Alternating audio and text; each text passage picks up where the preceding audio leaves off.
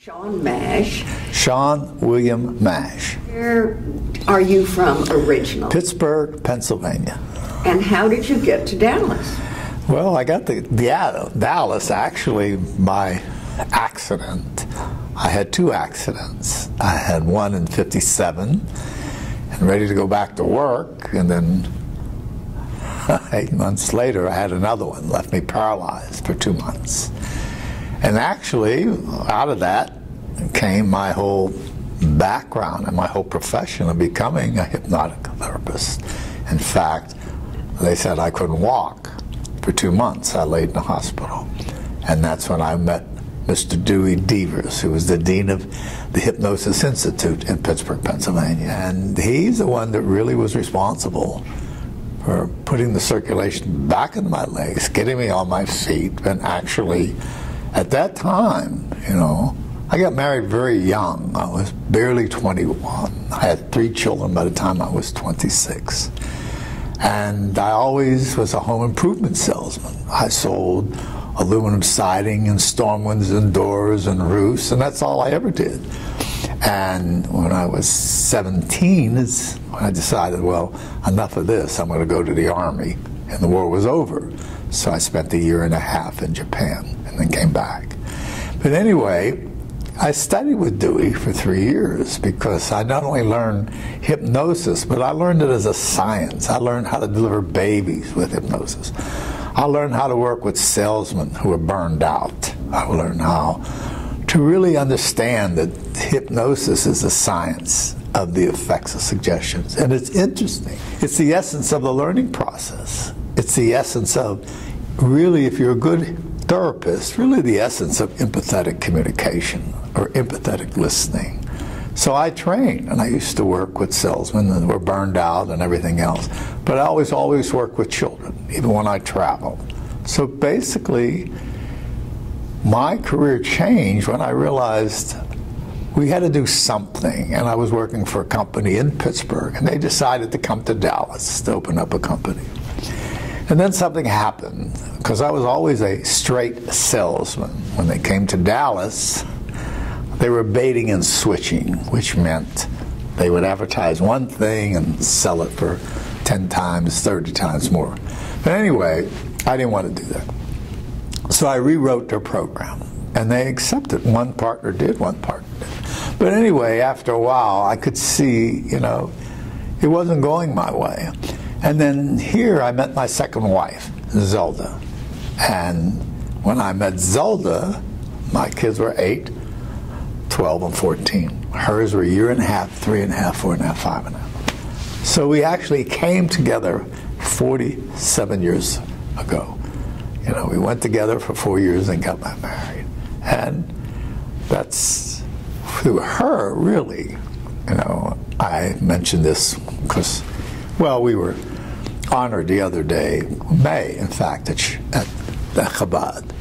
And I always, when I talk about my wife, you know, I always say behind every great man there's a great woman.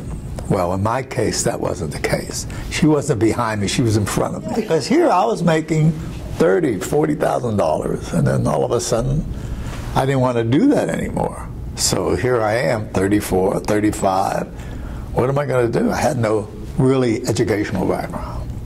We stayed up all night. And she said, well, what do you want to be? I said, I want to work with children. I want to go to school. And sure enough, first she took me to vocational counseling. And he's the one that, you know, through the testing and everything, he got me a scholarship to go to SMU. But there's no way, I mean, I had to work, you know. So Zelda says, well, you really want to teach? Well, here's a job. It's Sheriff Israel. They have an opening for a teacher. I said, oh, I'll go, but I don't know anything about Judaism, or I'm Jewish, but that's it. So then I met Al Freireich. He was the educational director at Sheriff Israel. He was the kind of man, when he talked about God, his eyes would water. But so she introduces me to him, and he's so happy to meet this young fellow with this beautiful woman that wants to teach in his school because he had the best school in the Southwest. So he says to me, I'm so happy to meet you. He says, Medabariv Reet. I said, no, I don't know Mr. Bear, and I don't know Mr. Reet. He says, "You're trying to be funny?" I said, "No, I travel." He says, "I asked you if you speak Hebrew." I said, "Speak it, I can't even read it." So he looks at Zelda. He said, "What do you do?" She says, "You just watch him teach one time." And then that's the story. And I took the job for $3,500 the first year. Stayed at Cherith Israel for 8 years, starting out with a budget. You know, they had about 1,400 families. For 6 children, that's all they had involved in their youth program, U.S.-wide. And a budget of $600. So not only did they give me the $3,500, and 6 months later they gave me a raise of $1,000, but then they gave me another $5 a week to work with the children as a youth director. When I left Cherith, 8 years later, I had a budget of $46,000. 20 of it was mine. 26 they subsidized all the programs. We had an orchestra. We had a drama group. We had a military kitchen, a Fleischer kitchen. Kids would come out of school. They went right to the synagogue. We had a pool table and ping pong tables. We had a rap group. I had 36 people on my youth board. In fact, the head of the Jewish Family Service was on my practice, and I had 1 psychiatrist, 2 clinical psychologists, and mothers, fathers, and also teenagers. And then we trained. We trained 18 paraprofessionals. But we had telephone breakfasts. We had a summer program. We had a winter program. We had an orchestra. It was a great one. There was nothing like it in the country. I remember that Zelda worked right along with Oh, everywhere. Zelda, I'm telling you, she was the one who cut the grass and cut the trees and took me there. And then on top of that, that's finally Alfra. She taught me 2 hours every morning because I couldn't even read Hebrew.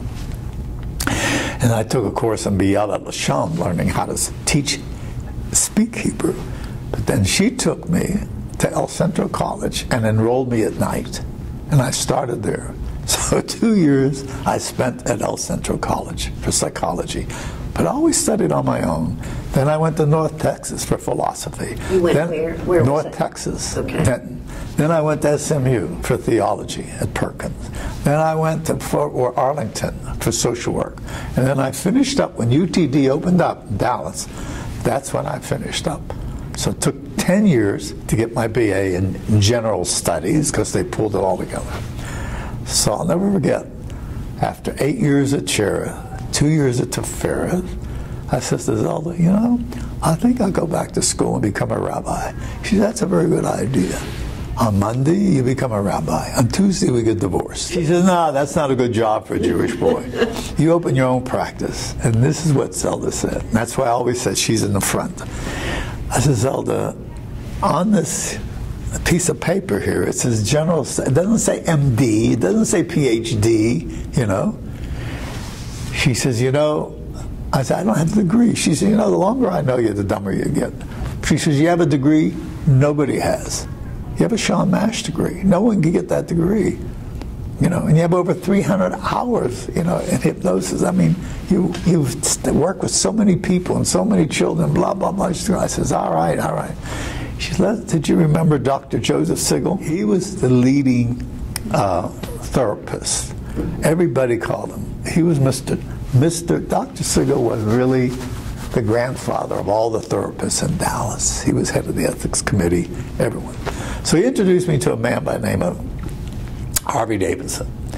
And I went there and I wound up being his executive assistant. I stayed there for 3 years and then opened up my own practice. But Zelda's always been the one that just cuts the grass and does everything. I mean, she pushes. She works with me. So she's been with me from the very beginning. I mean, I cannot tell you how many bus rides we took with no cushions or nothing all the way to Waco. But also, every year I went to school, every summer. I went to Cornell 1 year, went to Boston another year, went to Israel, you know, studied in Opon Akiba and Netanya. And what were you studying? And there I was supposed to be studying Hebrew and learning how to speak. But for 6 weeks, I'm sorry to say, or not sorry to say, I had a very good time in Israel. I saw the whole country, you know, and it was just a beautiful experience. But it really gave me the Yiddishkeit and it gave me the spirituality, which I always had it. But when you go to Israel, forget it. No matter what's dormant, you're going to wake up. That's right. That Jewish, that Pintaliyid is going to wake up, you know, and you suddenly see, you know, you're on a bus with strangers, but they're not strangers. They're family. And I remember I went to the Maccabee tournaments, and at that time, I forgot my passport where I was staying. But I get on the bus anyway, and I don't know where I'm going. So the bus driver says to me, you know, A forward, I'm looking at him. He's okay. Where are you going? I says, Netanya. He takes me off the bus, goes in front of the bus, stops the first car and says, Netanya. And that's what it was like for me. Wow. And it's just an amazing, amazing experience. Now, you grew up in Pittsburgh. I lived in the Hill District. You were in Squirrel Hill. No. Squirrel Hill was high class. Stanton Heights was high class. I lived in the Hill District, Center Avenue, Robert Street, Bedford Avenue. It was a melting pot. Was there any Jewish feeling or training growing up? No training, no. But one thing for sure is Pesach came and new dishes were out. We had a little store, 10 by 10. I think we had the first 7-Eleven in the country. And my mother sold penny candy, or, you know, bologna. Then the ad didn't come to that. We had a horse and wagon.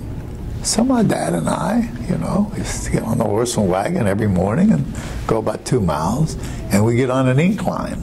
The incline was about as big as this room, maybe, to go all the way down to Penn Avenue, you see, until the flood. In 1936, there was a big flood.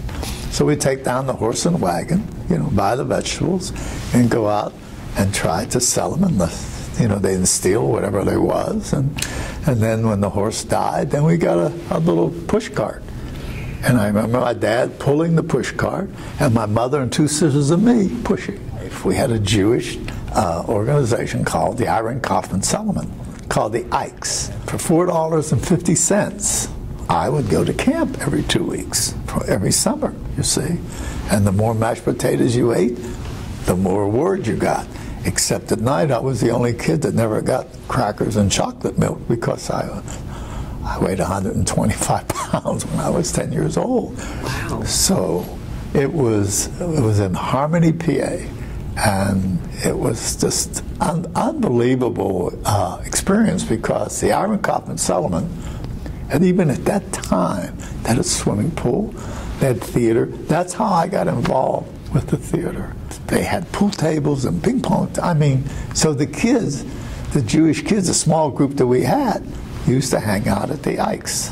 There was 18 of us, and now there's only 2 left. And one just passed away, Cuttishall. And just me and Herbie Kramer. You still you kept up with them? All of them, yeah, sure. They all passed away, and then Cuttishall just passed away a month ago. And Herbie Kramer, he can't walk, but he's still alive.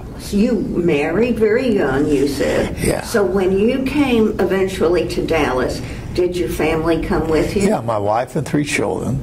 But our marriage basically was really coming to an end, and that's when we got divorced here. And basically that's when I met Zelda. And your parents, did they come down? No. My parents, my dad died in 1954. And I came here in 1961. My mother died in 1964. Can you tell us 1 or 2 of the things that you've done as a professional hypnotist? There was one that's quite recently in the last year. I have a client in Monaco who always sends me people from all over the world. And the call I got from the fellow in Monaco, he says, I have someone that was shot 4 times, and I want you to work with him. He says, how soon can you be at your office? I says, well, I could be there about 12:30. Okay, you'll get a call from Belgium. This fellow's on the phone. He was a young nightclub owner. He's about 34 years old. Was in his tavern or with business when they start opening up at 1 o'clock in the morning. It was, you know, that kind of place. And these 4 men came from another country. He wasn't shot, he was stabbed 4 times. And he was stabbed with the kind of knife that they went through the back. through the ribs and cut into his liver. He was practically dead when they finally got the ambulance there. So they put him in an artificial coma for 10 days.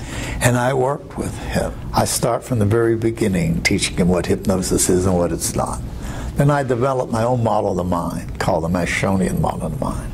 And I teach a person, because when something traumatic like that happens, the first thing you have to do is get their mind quieted down and get them into the now, because he has suffered with so much trauma and everything else.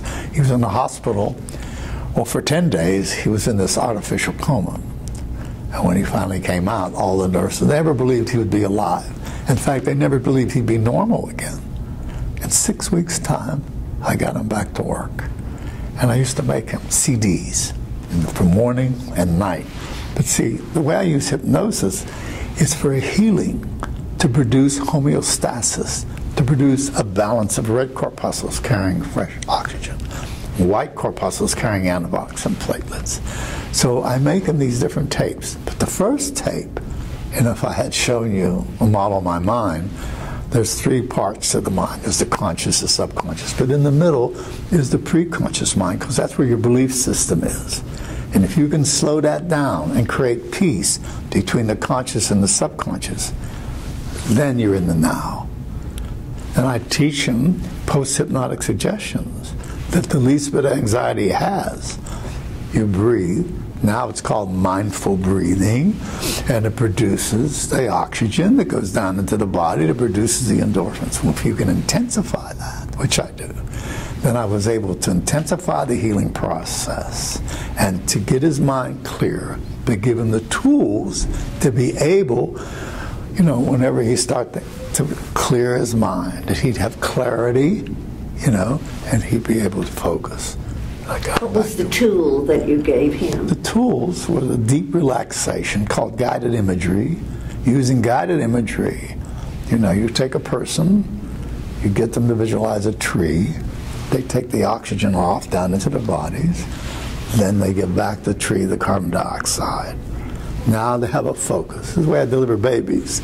So now that takes down. And when you breathe abdominally through your mouth and out, then the oxygen goes down.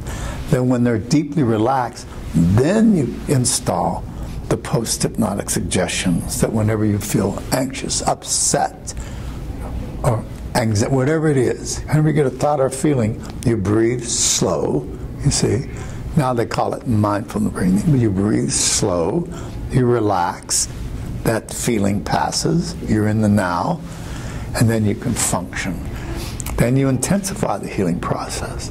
Through suggestion, you can pull the oxygen down into their body and take the circulation all the way out, and then intensify the healing, new blood vessels, new tissue, new everything that you need.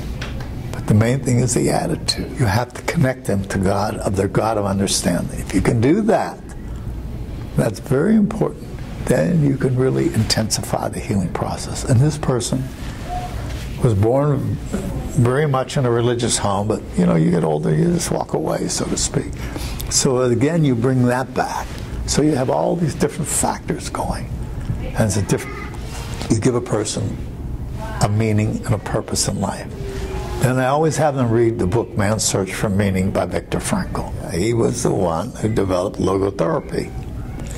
And he's the one that actually, within that book, there's one particular section called paradoxical intent.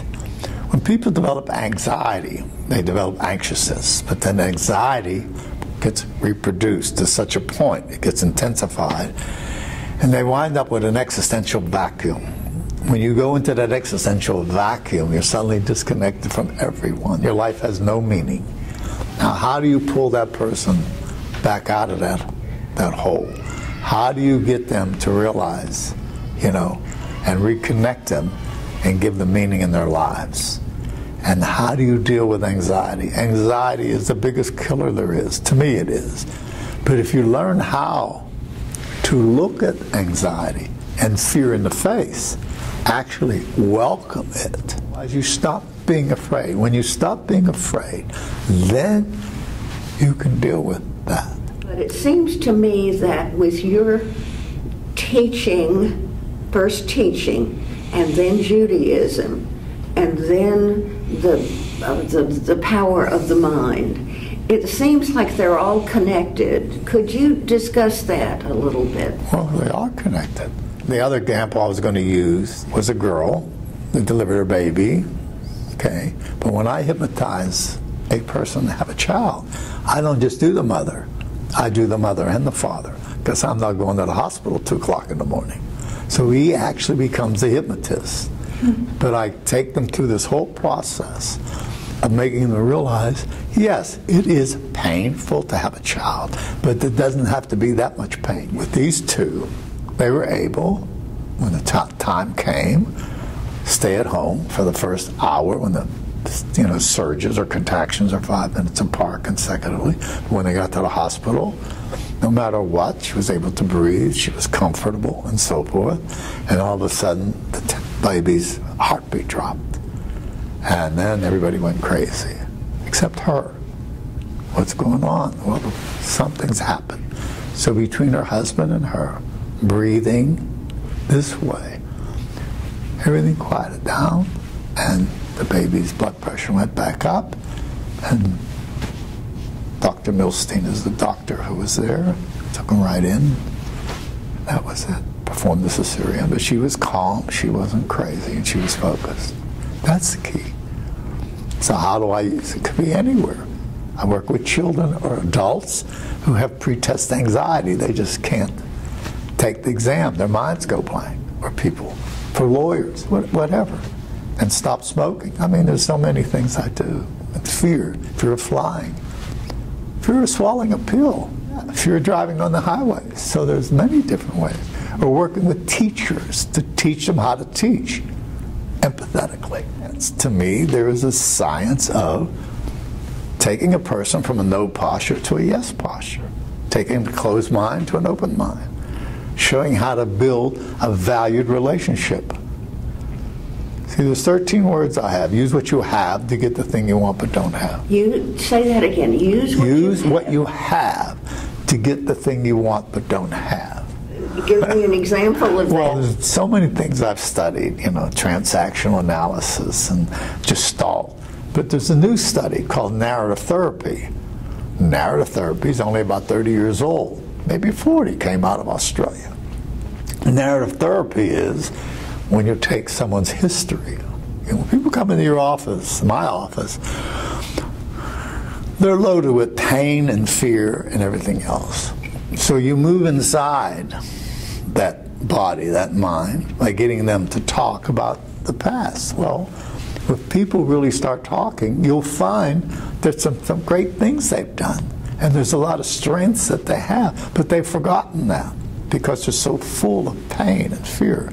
Now the key is how to quiet them down, pull out that strength, then thicken it.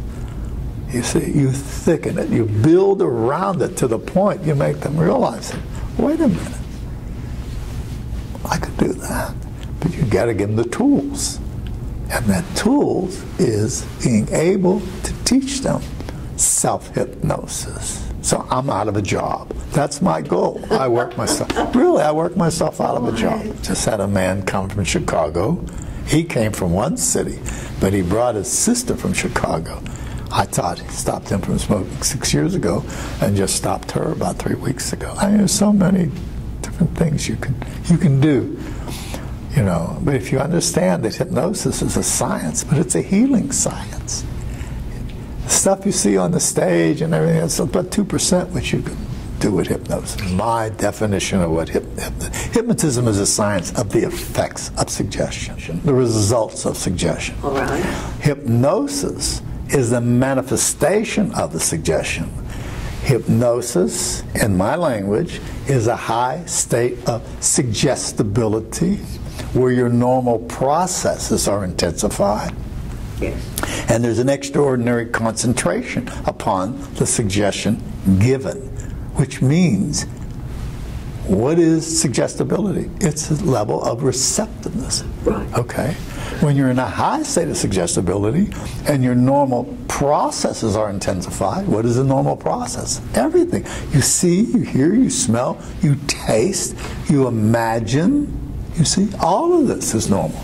Now the stage hypnotist, his intent is to get people, by the way, they volunteer, you see, and he gets them, he takes them through a quick, in 1 minute, he can pick out who's going to perform. Yeah. But see, clinical hypnotherapists like myself is basically healing. You have 7 children. My one son, he's an entrepreneur. You know, he is one of the biggest Army and Navy products he manufactures. And my other son, he's very happy being a bartender for Marriott for the last 35 years. And my other son, he's a creative genius. He's in LA. And then my other daughter, she has her own shop here in Dallas called Hope. And she works with all kinds. Works with people, very creative. And my other daughter sells, and the other daughter's in Miami. And grandchildren? 7 grandchildren. What is the overriding theme that you have been able to give to this family? The theme is me and my wife. Thank God we're solid. So if a child comes from a family, that's the security. That's what I think that is. You know, regardless of what happens all around, they have a safe place to land. What a wonderful way to end an interview. Thank you, my friend, my new friend. You're welcome.